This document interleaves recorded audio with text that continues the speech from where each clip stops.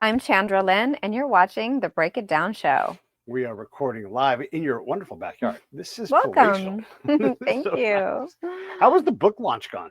Oh my God, it's been gangbusters. It's kind of wearing me out, Pete. I have to say, in a good way, in a good Yeah. way. Like I've been really, really surprised at how many opportunities have been coming up because of the book, and Yeah. just people are really coming out of the woodwork.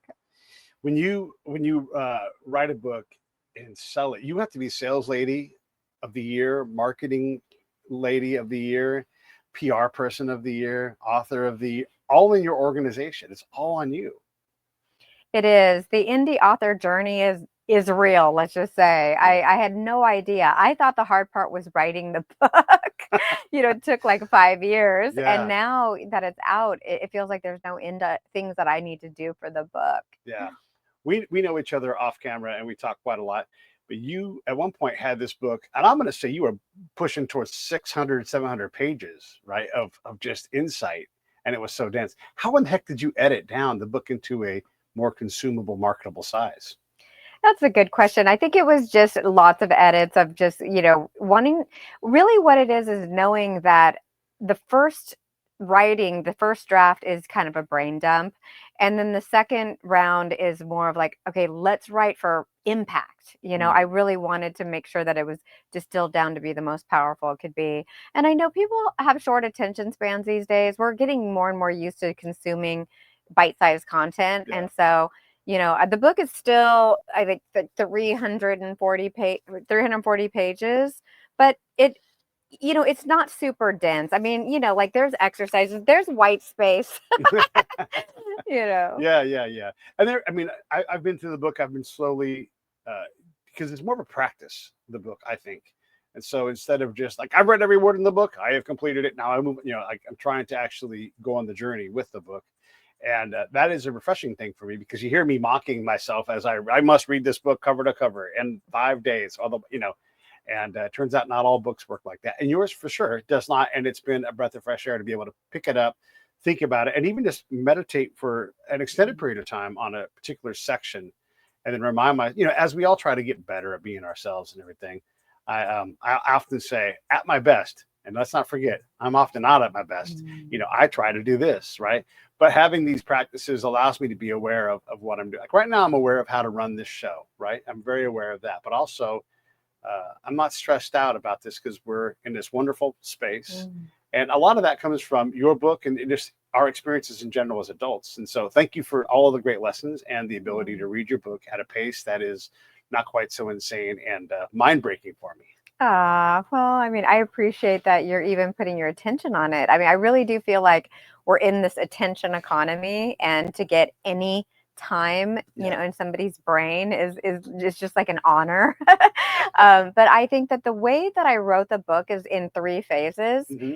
But if you really just kind of want to see what's going on, I can literally open it up at any place and go and kind of deep dive into it. Like I Yeah. just opened it up, and the first thing I saw was strategies for stress reduction, prioritize radical self-care, say no and protect your energy, move your body, connect and express. Like who can't consume that at any given time? And that's literally on page 230. Like I just randomly went to. Yeah.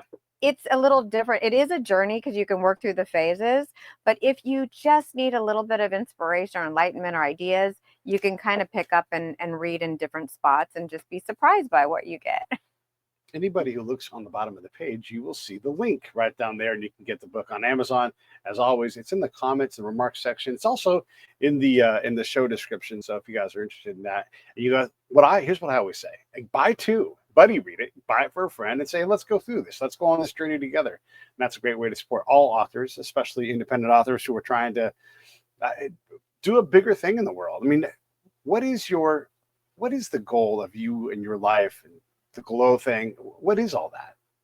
Well, I mean, I think that ultimately it's about giving back, and I actually put fruit on the cover because when we're in our healthiest, we have this hard-won wisdom. We've gone through adversity, and ultimately we have fruits of our labor, our experience, something valuable to give back to the world. So I think that's really what I'm doing. I mean, I'm a professional marketing consultant. I became a certified coach. Now I'm doing this with the book because I want to have something in my life where I'm just contributing beyond myself, and I'm just, have a give back, and I'm using my experience to do that. So that's kind of where I'm at. I want to get away from the book for a few minutes and talk about a project that we're working on together. We're interviewing a lot of ladies that have a lot of experience. We talked about these experiences and their fruits and everything, and we just did a session. And you know how like this kind of production is, it's stressful. Can you pull up page number 238 and go to the stress part of the book? But we talked to Morgan Fairchild, and these things are coming out in shorts, and then we're going to make a bigger thing later on. But Stephanie Powers, Morgan Fairchild, and Gabrielle Stone are our first three ladies that we had on the show.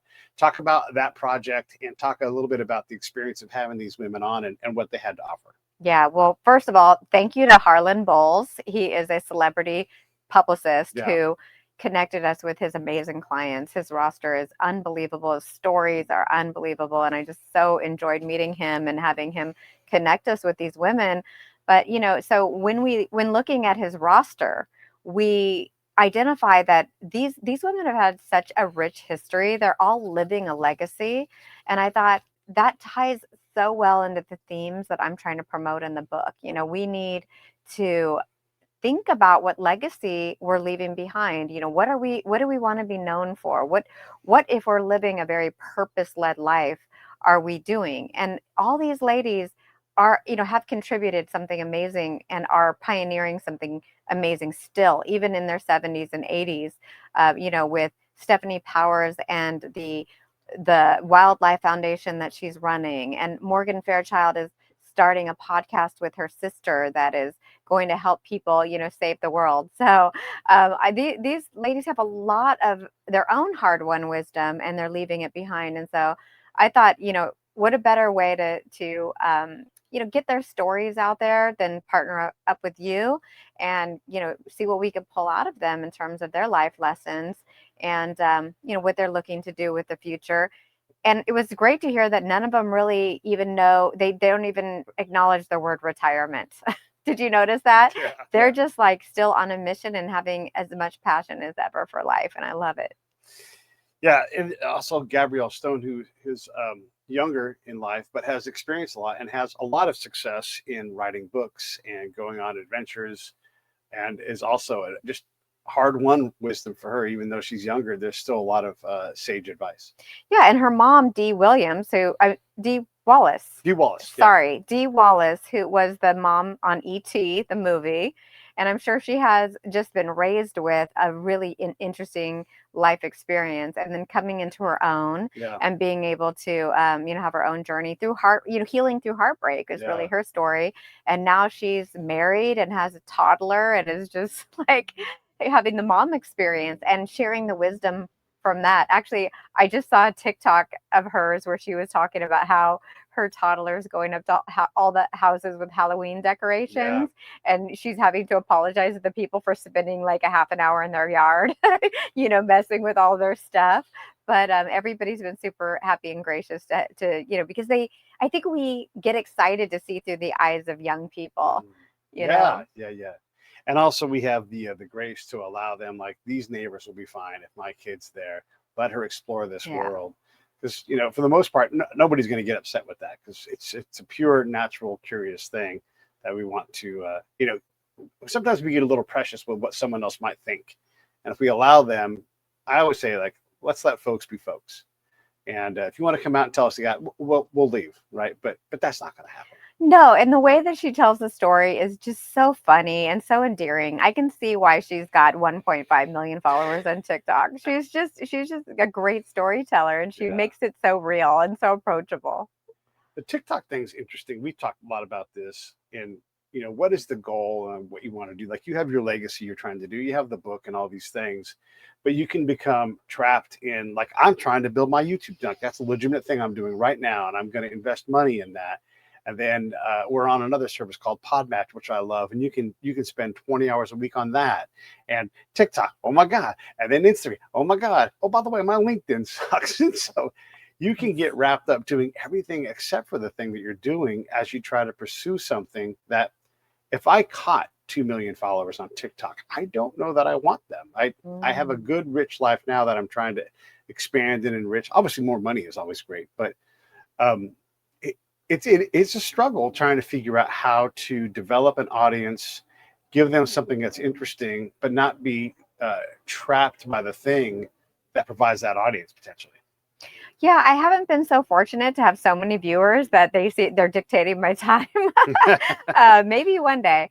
But I think what it is always having to connect with what you want and why you want it. Because if people say, "Oh yeah, I want tons of followers," well, why? Is this some kind of ego thing, or is it because you have something really of value to offer? For me, it's because I'm trying to still find my audience, that resonates and that is going to benefit from my work. So I need to do that promotion and build the audience, but it's definitely not for ego reasons. I could really care less about having a lot Yeah, of people on the platform for that reason. But these days, to find your, your community, you have yeah. to put yourself out there and be a beacon of hope and beacon of inspiration in order to attract them in. You've worked professionally with a lot of brands. You talked about your marketing consulting practice. So I was at Top Rank Fighting the other day in Las Vegas. It's a company that puts on world famous fights, and they have all this in their warehouses full of like these massive moments in sports history. These fights that all us fellas love and everything. But they have YouTube plaques. One's gold because they've got however many subscribers, and one silver. And I point to the guy who makes the fights, and I'm like, do you know what those are and how important they are to so many people? He's like, I have no idea. It's something from YouTube, I think. You know, and so they're not worried about it. And look, they are a media company. They have all this media, and so they're built for something like YouTube. It's great, but it's interesting how like a brand can have totally different needs for where their marketing should be. Like for you, if you had X number of ladies and you all went to some place, even you're in your backyard, whatever it's going to be, that can be the greatest thing in the world for you to be able to have that community. It doesn't have to be 8 million people. And great if it is, but that's a whole then you get to do less of what you want to do and you do more being boss lady. And so that's a weird balance between what a brand needs and what's healthy for the brand.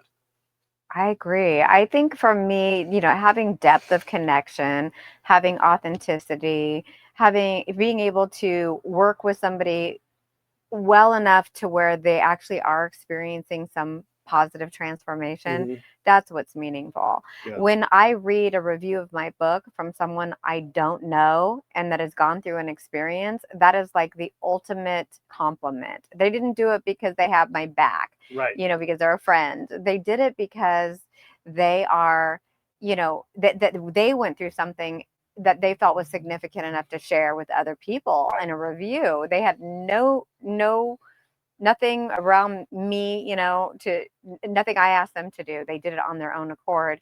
And that is such a beautiful thing. That makes me think, okay, there's really something to this. This is really potentially transformational. It has helped people, and I'm getting the feedback from people I don't even know. And that is just the most amazing thing. So, yes, is it seductive to do that for more and more and more and more people and have it be like millions of people? Yes, it is. Yeah. Because if I know the potential of it, but for me personally, knowing even that I've touched one life Yeah. has meaning and Yeah. value.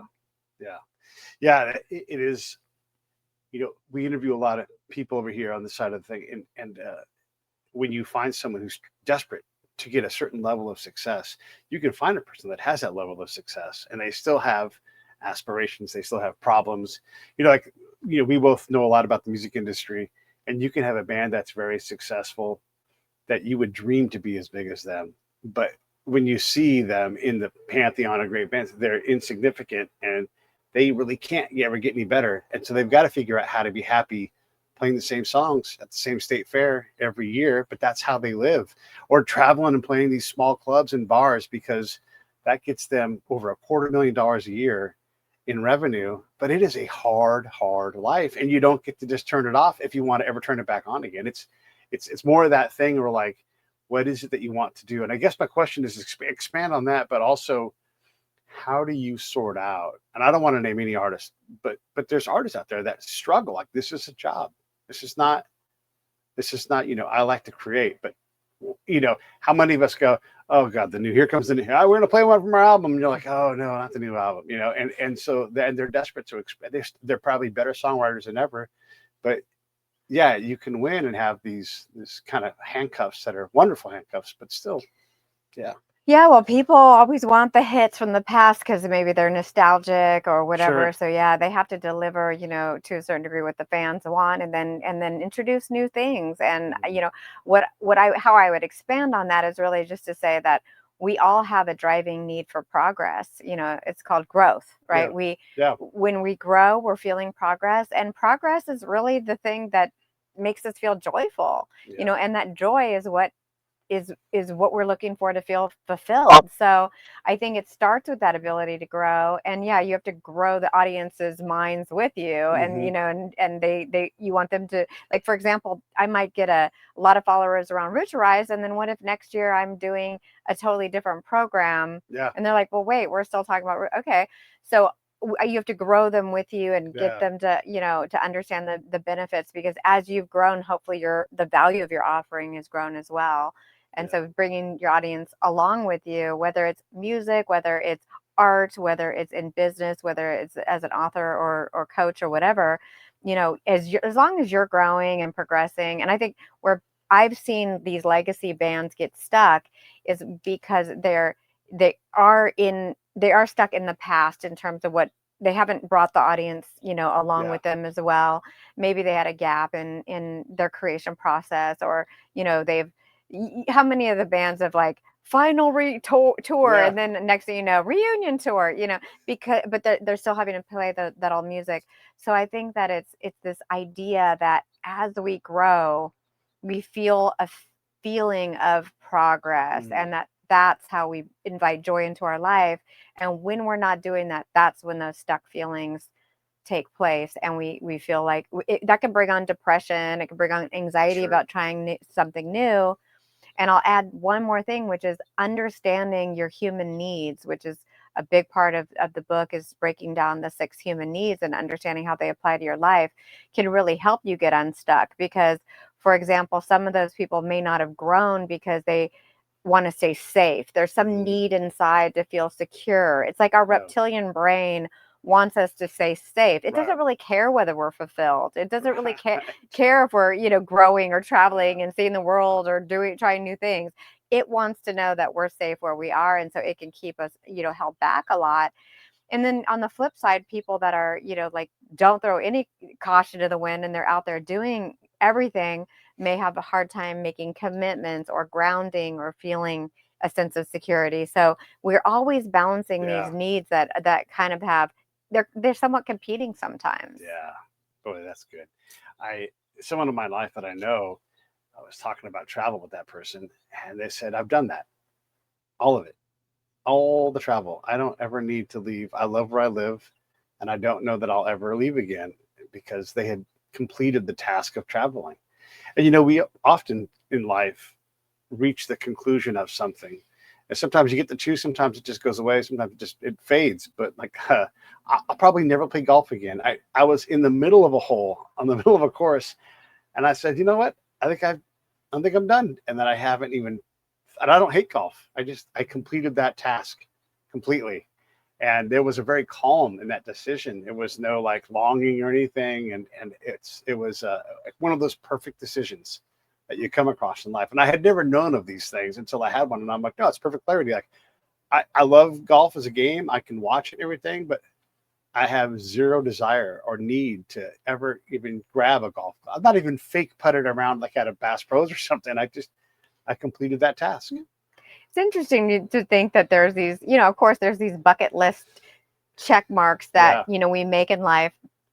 And, once we've checked them, maybe we just lose interest because we know there's so many new things. Yeah. I think people may stop certain things that no longer bring them joy, or like you said, that you feel complete, Yeah. and that's a beautiful thing. Yeah. Some people are forced to stop things that they love, like through, sports injuries or Sure. whatever else, and so they might always have a sense of sadness or loss that they had to stop or something. So everybody's just kind of at a different place in their journey, and Yeah. it's just more about like honoring where we are in the journey and saying, okay, well, if we did have adversity along the way, how can we transmute that pain into purpose? Yeah. How can we use it to help other people who may be struggling, and in terms of how we were able to, persevere through it. Yeah. And then the interpersonal communication that comes with these kinds of things, if you've completed a task or whatever, like I enjoy yoga, but I struggle to do it. My arms don't go straight. And so it makes things like downward dog really impossible, because my arms blow out, my triceps get, and I can't do it. Right. And so I've got to find alternate positions, and then my body's beat up in a way. But if I try to communicate this with somebody, especially if they're passionate about yoga, they're like, oh, it's okay, just stick with it. You'll figure out how to do that position. And I'm like, no, I don't stick with it, because it's not something that I'm built to do. I do enjoy it, but and so we struggle to communicate like that. So every time like the VA is like, you need yoga, and I'm like, all right, let's try again. I try, and it's the same trap where I'm end up not doing yoga because all of my compromised positions are not. It isn't yoga anymore. I mean, it is, but it's hard to communicate that. And then I get told all the time how I need to do it this way, and I'm like, hey, we're not. So that communication process of, like, my friends are like, of course you play golf, and I'm like, I really don't. I don't fish. I don't golf. These are things that I've tried and are not my thing. So that communication thing, where people need to be folks wherever they're folks, and even if you don't think that they're in the right spot, they're in their spot. And that communication thing's it's an interesting dynamic when you try to go through that and explain things, or listen to something being explained to you. Does that make sense? Well, everybody's looking through their lens, right? And Right. so, say like a yoga practitioner or a teacher who's really enthusiastic because it's working for them, needs to have empathy, obviously, for the other person who may be having a different experience. One thing I will say about yoga, and it does frustrate me to hear what your experience has been with Yeah. it, because what an advanced understanding of an advanced practitioner of yoga is somebody who actually knows their body enough to not push in ways that are unhealthy for them. It's Yeah. like you need to know how to do the modifications and learn what works for your body and what doesn't, and be mindful of that. That's advanced yoga. Knowing your own limits and working with them, Yeah. and not going, oh, just keep going and muscle through it or whatever. Like, no, I have to honor where my body is right now, and not compete with a former version of yourself or with other people in the class or what the teacher can do, because it's completely irrelevant. I think when people are competing with themselves from, as I'm sure you understand, that the former version that you used to be able to do, you're actually not in an advanced, yoga practitioner mindset. That's where the yoga mat becomes a microcosm of life, and you have to see how you are with yourself on that mat Sure. is likely how you are with yourself out in the world. So what other areas may you be competitive with others or with your former version of yourself? And then that's something to work with. And that's where the personal growth and development comes from, because this is just an example. I'm not saying it's you personally, but like a lot of people struggle with is, identifying this kind of thing about themselves. And then that's where the personal growth can come from, and the shadow work and the root to rise. And you really dig into all that. So I think it's really kind of cool when that stuff comes up, because it shows you an area that you can grow. Yeah. I did yoga one time with a lady. It was my first session with her, and I kind of explained my deal and everything, and she was great. And then she had me lay down and do like the relaxing thing afterwards, and that was fine. But she was patting her. She had me close my eyes. She was patting around the studio behind me, and I had just come back from one. I'm like, I'm gonna try to act like you're not walking around trying to kill me. I know she's not, but my brain is like, what is that person doing? Where are they at? And then I open my eyes, and she's above me. So like she's looking straight down at my face, and she's pulling an imaginary string out of my third eye or something, I guess. And I'm like, okay, listen, whatever that is, it's fine. It doesn't bother me, but I'm never going to come back now. And there was a lacking piece of communication. And I would say it's on her, because it's her studio. She's got to try to communicate with me. If I needed this, you have to explain to me why you're pulling a string out of my face. And hard when I see her at the grocery store every now and then, I'm like, that's that lady that tried to pull an imaginary string out of my face. That's what I think about with this person. And I don't want to be that kind of a jerk, but she didn't know how to connect with me. And I was in a position of, who is this person and why am I doing this kind of thing? I don't know. I don't want to be unfair. I think that's kind of where with with instructors, they need to get into a little bit more of a permission based practice. It's like, are you, because when you're in somebody's space like that, whether it's energetic or physical, you need permission from the other person to have openness, or invite them to it. Because I think that a lot of times people they won't invite you to it. It'll feel like an obligation or something you have to get through. And really, it should be something that had she explained it, maybe you would have been really open and excited, and it could have maybe done some magic. But because you didn't know what was going on, you might have walled off or got defensive, or just like wondered how soon can you get out of there? Yeah. And who's that going to serve? Well, and especially with her walking around behind me, and I didn't know that this would bother me as much, but I was like, I had to completely leave the space I was in and go to a space of, she's not trying to kill you. She's not sneaking around, but wow. Well, you have spy training and all kinds of stuff. I'm sure you got triggered, and she would never know that, right? Yeah. But you're right. And maybe she wanted to give you an experience that you could just experience or feel it. And in her mind, she could have been like, I'm going to bestow this gift of my energetic work or whatever. Yeah. And from your perspective, it's like, this isn't with my permission. I don't know what you're doing. You're losing me, and I'm making me uncomfortable. Yeah. She had the wrong kind of, you had me at close your eyes. I'm like, I didn't. You didn't have me at well, I'm sorry you went through that, because there are so many amazing teachers out there who can do a lot of great things. Absolutely. And I've had a lot of great yoga lessons, but it is an area where I struggle, and I don't, I'm going to start trying it again. I started taking Brazilian Jiu-Jitsu. And so I want to balance that rougher, more physical practice with a softer, more restorative practice. And I don't know if these things go together, but I'm going to see how they go. And there's other older dudes that do this stuff. And so I'm kind of copying their lead. And maybe I'm a little more open to, like, when they tell you to get ready for yoga, I have to grab that big bonbon thing. I've got to grab 5 different bricks. I've got to grab a lot of stuff. I got to grab straps. Sure. And so I come with a load of things, and I don't want to interrupt anybody else's practice, but I'm moving stuff around, and I just, I am a lot in the studio as well. I'm a lot. Then you're starting to be self-aware in a way that you don't. Yeah. Well, I'm not just worried about farting. I'm worried about like stepping on like, oh, sorry, Jesus, I lost my, it gets crazy. Oh, wow. Well, yeah, I think it's finding the right teacher is really everything. I've had some really good teachers, and I have a few that, I'm like, okay, I could do this at home and be happier, so.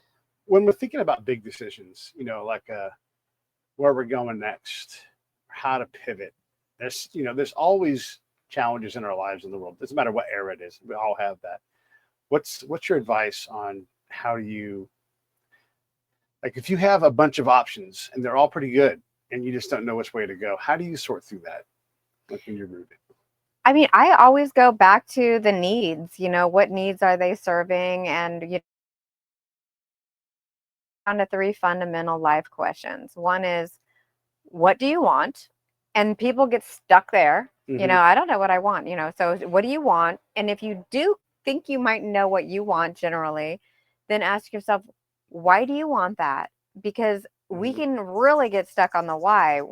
If we don't have a strong enough why, what is going to get us through the adversity when it starts to get hard, And then the last one is, if you know what you want and why you want it, what are you truly willing to do about it? Yeah. Because our willingness can also be an area where we get stuck, because we might be pretty clear about something we want, but then the things that we need to do to get it may not be, something that we're willing to do. Like, for example, I was just talking to somebody earlier that she was hired as a marketing consultant, basically, for this person that wanted to go to the next level in their business. They spent the money on her. They received her strategy. But when she was like, it came time to what they were willing to implement, is where she could see why they were stuck in the first place. So there was a certain amount they were willing to do, like by bringing in a consultant or whatever. But when the rubber met the road and it was like, you guys have to do Yeah. XYZ, there was apprehension, and she had to get into, well, why aren't you willing to do that if you really want this?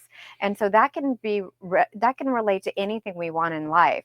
What are we really willing to do? Because we have to be honest with ourselves. Sometimes we're not willing to do things because one of the needs is being compromised, like what I mentioned earlier. The need for growth might be compromised so that the need to feel safe is met. Right. So somebody may want growth. They know why they want growth, but then they're like, but if I grow, I'm not safe. It's not always a conscious thing. They're stuck. And so then you go, okay, well, let's address security. So when you're talking about making a pivot and trying to decide where to go and sometimes you have to think, well, what can I get going with the new road to validate it and maybe have a little bit of legs under it before I make the jump? And I have helped coach people around that.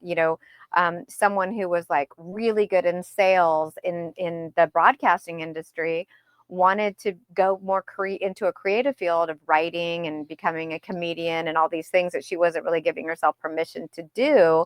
But she was like, I'm just terrified to go into work the next day because I'm not meeting my goals. I'm afraid people are going to see that I'm not the eagle that I once was. I mean, she even had her identity down to a spirit animal. Yeah. And so we talked about, well, for you to feel safe to make this pivot into the creative field, what are a few things that you could do to create security? And once she was able to lock in a few clients for her creative writing and a few gigs for her comedy and stuff like that, then she goes, okay, I have enough going on to where I feel safe, and was able to quit that job and be in a much better place. And I also said, you're facing letting go of an identity. This identity of the eagle is just one facet of your multifacetedness. We're multifaceted diamonds, in my opinion. And she was reflecting this eagle side in the sun, but she was feeling like it was growing inauthentic because she just wasn't into it anymore. And I'm like, that's because the need for growth is calling to you. You've done the eagle thing. You've already mastered that. You can't master it anymore because you don't want it anymore. So let's turn the diamond to another facet that you want to grow into, and give yourself permission to do that by building security under it and allowing yourself to grow. The other day, D'Angelo passed away, and John and I, John, we both were aficionados, especially John. And I love how much John loves D'Angelo. And so we took our special someones to the Hollywood Bowl and saw Dave Chappelle and friends. D'Angelo was one of the friends. And when they announced, because we didn't know who the friends were going to be, and then that was amazing. John and I both we screamed at it because it was so exciting. And then it was great. The band had Questlove. It was just an amazing experience. And so I believe in this whole, I call it nightcapping. Like, hey, let's go out and get a nightcap. Not like Love Boat nightcap, but like regular, like let's cap the night off with this extra thing. Or let's do these moments so that when you're trying to compare, remember that time when we had that great moment? Like, which one was that one? Like, there's so many of them, right? Because people are dropping dead. D'Angelo is dead. I had a friend die about 2 weeks ago and just was alive and then was not. Well, Ace Frehley was announced today. Yeah, so. Right. And so how do you manage, not necessarily the FOMO part, but the living part, the pivoting part, but also, hey, I got a mortgage part, and the responsibilities. Am I just, is my ego just tired or needs a break? Do I need to go on vacation? Because this is how I make my money, and people are counting, especially if you run a business and there's people counting on you to be an eagle, and you're like, but I don't want to be an eagle anymore. How do you manage that balance of what we need to do to live? Because no one's going to care what you did for a living in almost every case, but they are going to care about how you lived with them. Right. And then again, you got to pay a mortgage, you got to pay the whatever bill and all those things. We live in the real world, That's why I was talking about how I asked the eagle to create some validation for her new path so that she could have more security and certainty going into the path. Had her validation techniques, whatever it was that she decided to do, not worked out, she may have hesitated and created and had to pivot into even another plan. And in her case, she was able to get a deal with helping somebody write their memoir, Yeah. and that was a big enough nugget to allow her to bridge, from one to the other. So she had to have a practical approach to do it because, she's a single mom and she's got, stuff going on. So we all have to do what we have to do. So we may have this idea for our pivot, but you have to look at the building blocks to get there in a practical way. You want to just be moving towards it. That's where that progress is gonna come in, where you feel that joy. You don't even necessarily have to be at the end game to feel the joy. You just have to feel like you're really on the road, that you're being true to yourself. When you're being true to yourself, you're being authentic and you're on the road. Yeah. That comes with a certain amount of joy in itself. And then once you get there, guess what? You've just climbed a mountain to get to a new vista, and you're going to want something new, or you're going to want to level up from there. There's always that next level. Like you were saying with people earlier that are successful, it's like, well, what they're going to have, and they're not going to feel like they have it all figured out. Right. They're going to want something new at that point, because that's that need that we have for growth and progress. So there's going to be something else that follows the success, but it'll be in a different area where you could get back into the beginner's mind and grow from there. What's been the best part so far of writing this book? The best part is reading those reviews and going, this person doesn't know me and is digging it and it's helping their life, and like, whoa, like the power that has, it feels so good. But I think it's actually a vehicle to be able to go deep and connect with people. It's just like a reason to talk about things on a deeper level. And I've always been that kind of person. Like I'm not really, into little chit chat or like little surface level conversation, but it's not always appropriate to go deep real fast with people you don't know that well. But with the book content, it can kind of fast track those communications, and I'm able to see who's kind of conscious, and who's just not with me on this journey, and it's but the people that are digging in and able to connect with me, it's like I feel like I'm just making so many more new friends, and I'm growing my community so much faster of the right people, the people that are on my vibe, on my wavelength, I guess. Are you finding more use, or what would you say? I mean, you're a marketer, so like, who's your avatar? Is it like another Chandra, or is it something else? I thought that it was going to be just like a lot more, women in midlife transitions, and there definitely are some, Sure, and a lot. I've also found that there's been, like, because of working in the music industry and it being fairly male dominated from my marketing side, there's been people on senior staff at companies that I work with, men who have wanted somebody to talk to about using it for career pivots or relationship problems, going through divorces. I've noticed that it's for people in transition. It's for people who are either they need to make some major life change, whether it be with their health, with any of the 5 roots, their health, their relationships, their friends, their family, or their careers. And so in those areas, there's something going on with them enough to spark a meaningful conversation about how can I use this to help myself through this transition that feels like such a big one to me at this stage in life. Because, as we get older, the stakes just seem to get higher. Oh my God, we don't take on smaller problems. We're not, no, the small stuff. We don't sweat the small stuff. We're like dealing with big life shit. I mean, divorces, big life shit. Changing jobs or career tracks, like jumping into a whole new area, big life stuff.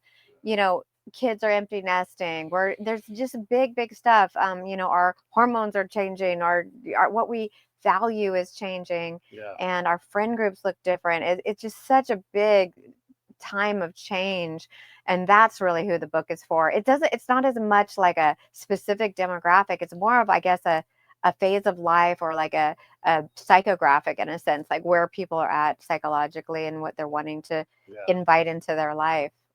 You were talking about the voices that come out of the void, I would call it, and they're like, "Hey, I read your book. It changed something." It's amazing. Same thing with the show.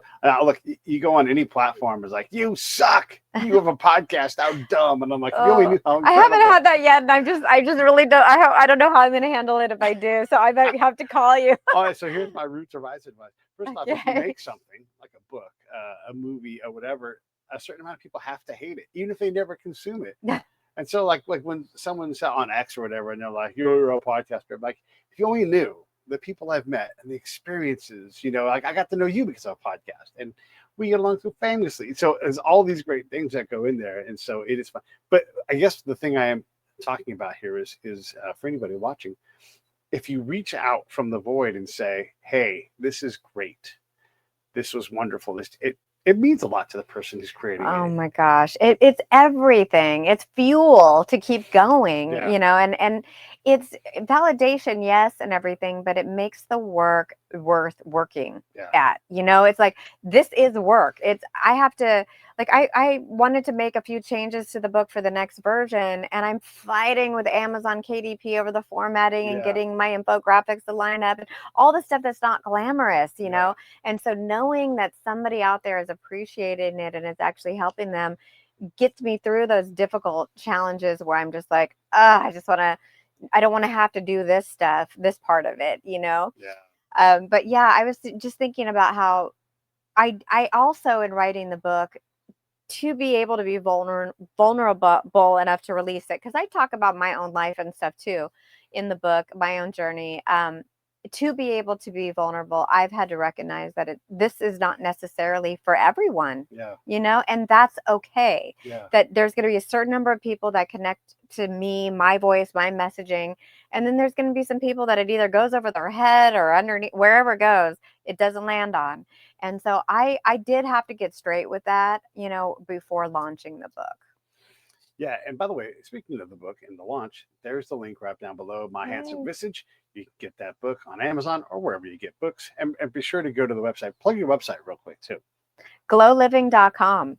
And I'm also inviting people to go to my glowliving.etsy.com, because that is where I can physically take your book, sign it, put in a special bookmark that I made, write you a letter, put it in these really cool decorative poly bags, and ship it out to you directly with love from me to you. So glowliving.etsy.com. Keep going. All right. So And then, right now I have a discount running where if you do Thrive 25, you can get 25% off the book. So that should help, offset some shipping and whatnot. So Thrive, THRIVE 25 on glowliving.etsy.com. And if you go to glowliving.com, the actual overarching website, you can link to it from there, and you can take my free quiz. The quiz will give you your top driving need that is responsible for a lot of your key life decisions. It's what's driving your key life decisions, which is really, why you are dealing with what you're dealing with in your life. It just kind of the driving force. I call it the hidden forces. The hidden forces, you could find out the number one hidden force that's, responsible for your current life conditions by going to glowliving.com and taking the free quiz. And that'll give you a few emails on understanding the human needs in a lot more detail. And I'm trying to type in the link for Etsy, glowliving.etsy.com.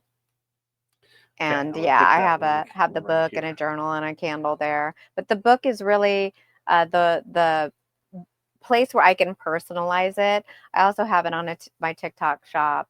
But the best place, it also is the place to really help authors, because we do actually, we can get your email address so we know who you are and stay connected to you. And we can also make a little bit more than what Amazon pays out. Amazon, as wonderful it is to have a platform to self-publish, it doesn't do you a lot of favors when it comes to marketing. So I always say, support the creators on Etsy.com. Perfect. What hasn't been great about launching a book? What's been hard? I think what's been hard is, well, what we talked about earlier, which is being a one-person operation with a ton to do. Yeah. The amount of social media content that the algorithms, want to, it's a thirsty bitch. Let's just say that. So I am like keeping, up on the content, growing the following.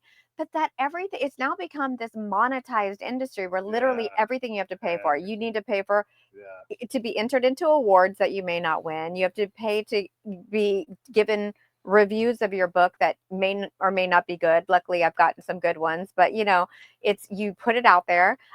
One review was $450 Wow. just to have a chance at them saying something good that you could use in your marketing, just to give you an idea. Yeah. And there's all these people who have services, whether it be helping you with Amazon KDP, or getting your book into retail, or helping you with get on podcasts, on doing PR. There's a service for everything, from editing and design to social, to ads, to running your ads on BookBubs, or promos on all these book reader sites. And it's all great that there's opportunity, but taking advantage of it all and funding it all has, I guess, been the most challenging part. Yeah.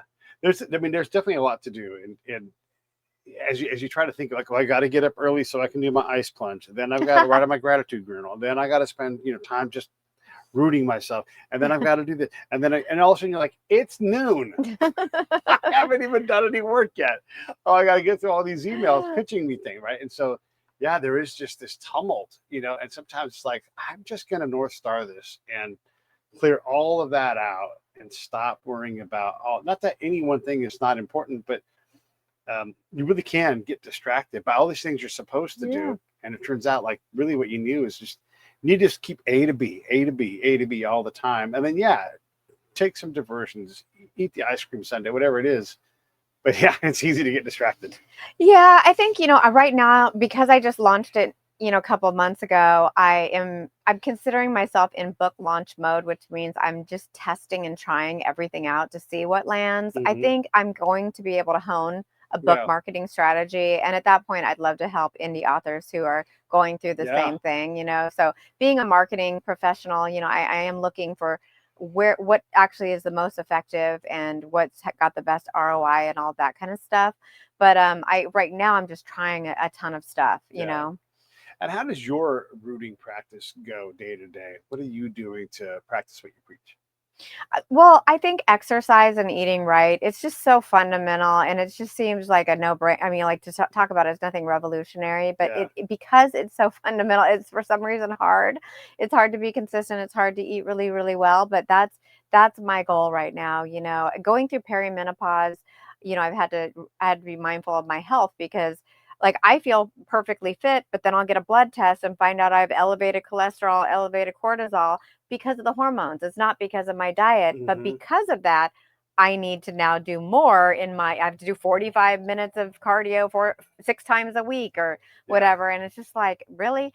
So I think what I do is first check in with how I'm doing physiologically, and kind of make sure that I have a good roadmap for the day, which is tough because of the demands. And if I don't get to the gym early because I have client meetings or whatever, then sometimes it doesn't happen. But I have to listen to my body, I think, is what I would say. And then at some point, at least a few times a week, I try to journal or connect in with myself internally. So it's not physical. It's more about my feeling body, my, what's happening in my monkey mind, and you're trying to make sense of it all, clearing space that way too.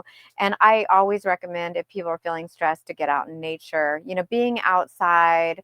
I know that with the changing of the season, sometimes it might be like the perfect time of year for you, or it could be starting to get uncomfortable, but just to get outside and look at nature. My book is based on nature-based wisdom. There's a lot of wisdom in nature, with universal truths and the way that the order of things that we can learn from. So connecting in with that can be super grounding. I love it. Yeah. All of these things, right? And just find the things that work for you, and continue to chase. One thing I've realized too in life is that you have to chase things. You don't have to catch them. You're like, oh, that was a fun pursuit. I'm going to go on to the next one. And sometimes that pursuit is the thing that you get out of it. So I am going to go try journaling for a while, or whatever it is. And, and you can suck at it. It's fine. And you can come back to it. Journaling's not going anywhere. And journaling isn't something you can really judge as to whether you're good or bad at it. I think, you can use it just to completely brain dump, and just as a way to kind of, organize your thoughts.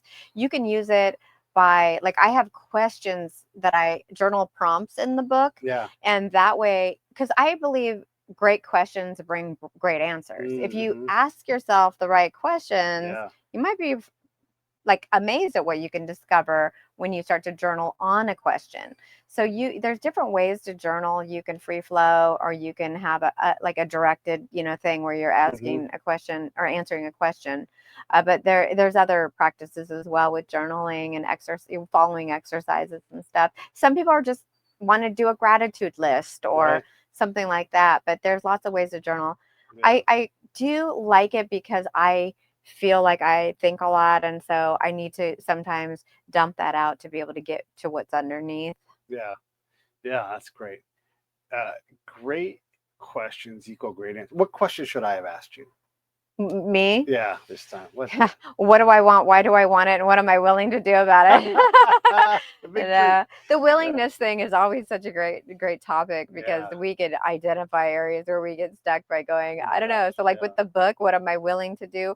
Right now, I feel like I'm willing to do anything, but I don't know if that's really true. Yeah. There are limits to how much I would, Yeah. endure, I guess. Yeah. I know I get asked to do a lot of things, and I'm a pretty heavy case of FOMO all the time. So I do a lot of things. Like I want to go to this party that you've got going on, but I'm like, I'm not doing it. Right. Because I've also got to take care of my relationship. And so I'm like, yeah, some things I have to say no to. But yeah, it got me thinking about other stuff there. The willingness thing, though, when I talk to young folks, especially, I'll ask them what they're worried about. And they'll be worried about something that's in the zeitgeist, the climate or something like that. And I'm like, okay, what are you going to do about it? Oh, no, I'm going to make video games. And I'm like, well, then you don't have to worry about the environment anymore. Like, yes, you can be a good citizen in the environment, but you can't let it worry you so much that it disables you. You have other goals, other things, and there's folks that are going to do that, and they're passionate about it. And it's okay to say, that's not for me. Doesn't mean you can totally ignore it, but it means that you don't have to be so passionate about worrying about it that you are bound up by your worry and your dread over something that you're going to do nothing about. And that's the big, I think in there's balance, of course, but I don't know. What are your thoughts? Oh, it made me think of that advice that Stephanie Powers gave about it's actually in little things that we're actually able to do something. Yeah. Like when she was saying, just being mindful of who you're buying from, or Mm-hmm. what product you're using. Are you, Right. buying a bunch of plastic bottles, or do you have a canister that you refill? Right. Are you, these little choices can actually add up to leave a lighter footprint on the planet, Sure. Yeah. and do good. And that's your own way. And then you're going to have other people who are, you know, way on the other end of the spectrum, and like you said, that's their focus and that's their thing, and Right. they're going to give it their all. And Yeah. and so, just to understand, that gets back to that question about what you're passionate about and why you're Yeah. passionate about that thing. Right. And what are you willing to do about it? What are you Again, willing to do about it? And if it's nothing, it's okay to say that's not for me, and whatever. And I'm using the environment because we all care about it, but it's also good enough to say I do these things. That is something that I don't do. People always try to put food on my plate, work on my plate. Hey, you could do. If you ever want to find out about how to sell more books, you can ask your friends. They're like, "Oh, well, here's what you got to do," and you're like, "Huh? The full totally. plate?" And then Because listen, you've yeah. launched so many books. Yeah. One of the things I'll say to and I love my friends. I got a lot of friends and they're great. And I'm like, hey, I appreciate all the advice. Here's the best way to help me. Go to my PayPal link, put $5 a month in my pot, and I know what to do with that money. I'll put it to work on some of these things you're talking about. And then they're like, oh, and I'm like, or don't do that and just don't worry about it. I know I appreciate you trying to help, but the help that I need, it's not like, oh, I have an idea that everybody else has thought of. Help. It's bigger things. And I found that to be a very good way to make my friends stop being so open with their desire to tell me how to do my job, and more like, oh, where can I help you? And I'm like, well, look, you don't want to put $5 in, I don't care. Buy me lunch, or don't, or just hang out with me, and let's not talk about my show or whatever it is. And that gives them several avenues where they can decide how to flex in help. And that has allowed, it's taken a lot of people trying to put things on my plate. It kind of push them to another line where they get to back to being my friends, because they want me to succeed, but they don't know how to help. And so, yeah. It kind of made me think about CTAs, which are Mhm. call to actions. Yeah. We all have to think about what is it we're actually asking people to do, Yes. right? Because right now I could ask, the listeners to buy my book, to go take the quiz, to go follow me on all Mhm. 100 of my channels, whatever, wherever they are. I could have them, write their Congress. So I have a myriad of things I could ask people to do, but we actually need to prioritize that and go, well, what is it that's going to be the most deeply meaningful thing? Mm. Because people, if you have one chance of getting them to do something that because Yeah. they want to help, or they're asking, what is that going to be that's going to be the most impactful? Mhm. So yeah, I mean, for my project, I would love to find some people that might represent companies that want to sponsor the book, because one of my goals is I would love to be able to give the book away for free. Right. Like, it's not so much about hawking books, one decision at a time, one Right. individual at a time. I mean, if a company would recognize that it can help their employees, their clients, their whole ecosystem Yeah. build a, live work balance, be on a mission, live towards something more meaningful, have a better, more positive vibe, then that would be amazing for me, because I think that it's bringing it to communities, Mhm. that would be really wonderful for me to see, and be able to get it to people that may not otherwise be able to get it. I mean, not Yeah. that books are expensive, but they may not think to invest in it, but they're given it, and other people are doing it, and everybody's Right. kind of doing it together, whether it's a company or a book club or something. People love community. We all, because we have that, one of our driving needs is intimacy and connection Sure. to others. So if I would love to see my book be something people can connect over. Yeah, that Yeah, would be great. What do you want to say in closing? We're gonna wrap this up because that was a great, like, that's a call to that's action. It was it. great. That is a What? call to Yeah. action, What else is you want to say? to first, obviously, if this is resonating, to go on glowliving.etsy.com and buy the book at the discount, the 25% off with the Thrive 25. You don't have to buy anything for me to love you. So go to the website and take the free quiz, glowliving.com. Take the free quiz and find out what this hidden force is that's driving your decision making. And engage. Just, if you see a video or whatever, like it, comment, how's it landing on you? Just give the feedback, would be awesome. And that's really, what I would like to leave people with. And a sincere thank you for listening this far into our show. Yeah. And there's people still listening. Hey, everybody. Thank you Wow. all for watching. I think I'm going to be So on the road cool. tomorrow, but I'm going to try to post a really cool show, really, really, really cool show from last night. Thank you for coming on. Thank you, Pete. This Yeah. has been And so fun. I know we In always my have own a good backyard. time in your own backyard. All right. We're going to turn this thing off. We'll see you all later.